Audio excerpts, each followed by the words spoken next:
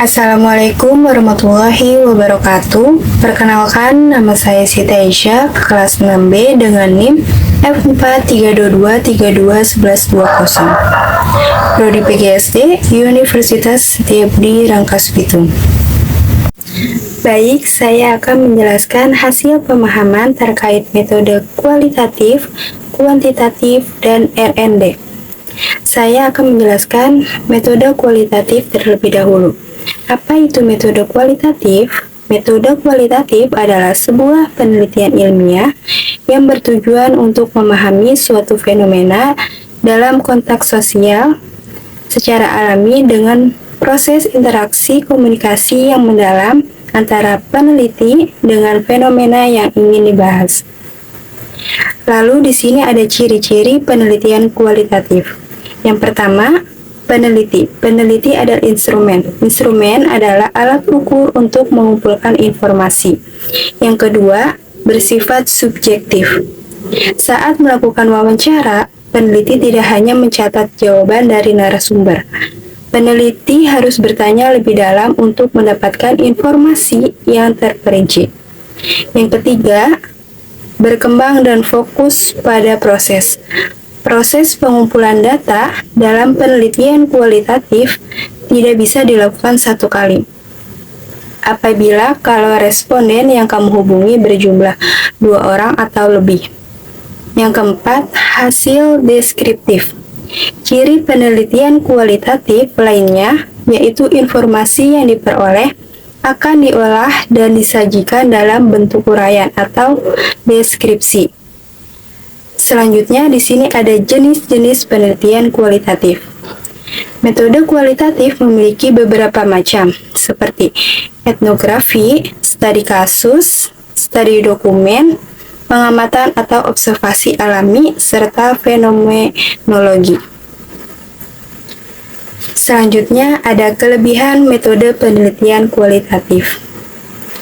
Yang pertama, pemahaman mendalam. Metode penelitian kualitatif memungkinkan peneliti untuk memperoleh pemahaman mendalam tentang suatu permasalahan. Data yang dikumpulkan melalui wawancara mendalam, observasi, atau studi dokumen dapat memberikan informasi mendetail mengenai persepsi, makna, dan pengalaman individu. Yang kedua, fleksibilitas. Pengumpulan informasi metode kualitatif dilakukan berkali-kali sehingga peneliti dapat mengubah fokus penelitian atau strategi pengumpulan data sesuai dengan temuan yang muncul selama proses penelitian. Yang ketiga, meningkatkan empati dan toleransi. Saat menggunakan metode kualitatif, peneliti bertemu dengan narasumber dari latar belakang yang beragam. Peneliti bisa memperoleh informasi tidak terduga. Penelitian kualitatif membantu peneliti untuk memahami variasi dalam pandangan sikap dan perilaku manusia. Selanjutnya, ada kekurangan metode penelitian kualitatif. Yang pertama, membutuhkan waktu yang lama, karena metode penelitian kualitatif lebih lambat daripada penelitian kuantitatif. Pengumpulan data yang terdiri dari wawancara mendalam, observasi, dan analisis dokumen memerlukan waktu yang cukup lama. Next, saya akan menjelaskan terkait metode kuantitatif. Metode kuantitatif adalah sebuah metode penelitian yang di dalamnya menggunakan banyak angka, mulai dari proses pengumpulan data hingga penafsirannya. Sedangkan metode penelitian adalah studi mendalam dan penuh dengan kehati-hatian dari segala fakta. Lalu di sini saya akan menjelaskan jenis-jenis metode penelitian kuantitatif. Yang pertama, korelasi. Metode korelasional merupakan salah satu dari macam-macam metode penelitian kuantitatif yang digunakan dalam evaluasi. Yang kedua, deskriptif. Metode penelitian kuantitatif seperti deskriptif bertujuan untuk secara sistematis fakta atau karakteristik populasi tertentu atau bidang tertentu secara faktual dan cermat. Yang ketiga, metode kausal komparatif digunakan dalam evaluasi untuk mengetahui kemungkinan hubungan sebab akibat. Yang keempat, komparatif. Macam metode penelitian kuantitatif seperti yang komparatif berfungsi membandingkan dua perlakuan atau lebih dari suatu variabel atau beberapa variabel sekaligus. Yang kelima, eksperimen. Macam metode penelitian kuantitatif seperti eksperimen ini biasanya digunakan dalam kondisi yang tidak memungkinkan untuk mengontrol dan memanipulasikan variabel yang relevan. Yang keenam, survei.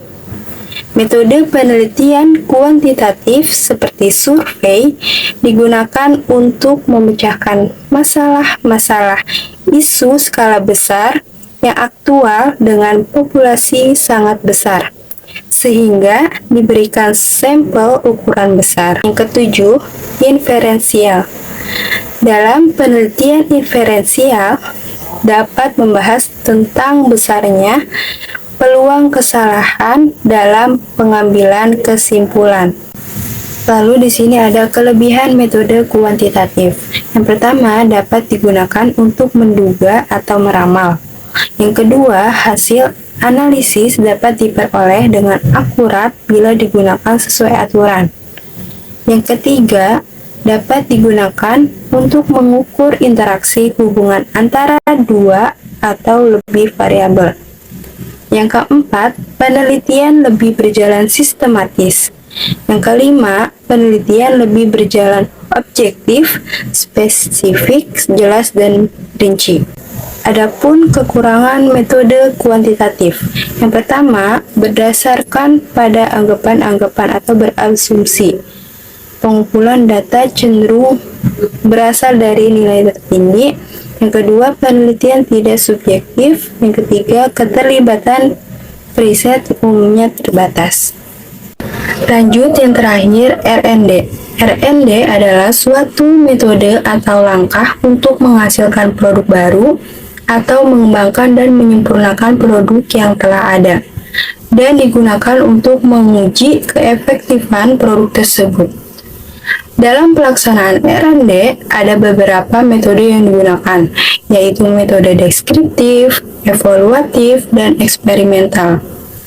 Produk-produk pendidikan yang dihasilkan baik yang berupa hardware maupun software diharapkan dapat meningkatkan produktivitas dan efektivitas pendidikan yang berkualitas dan relevan dengan kebutuhan, sehingga secara umum dapat meningkatkan kualitas pendidikan di Indonesia. Baik, itu saja penjelasan saya terkait metode penelitian kualitatif, kuantitatif, dan R&D. Kurang lebihnya mohon maaf. Wassalamualaikum warahmatullahi wabarakatuh.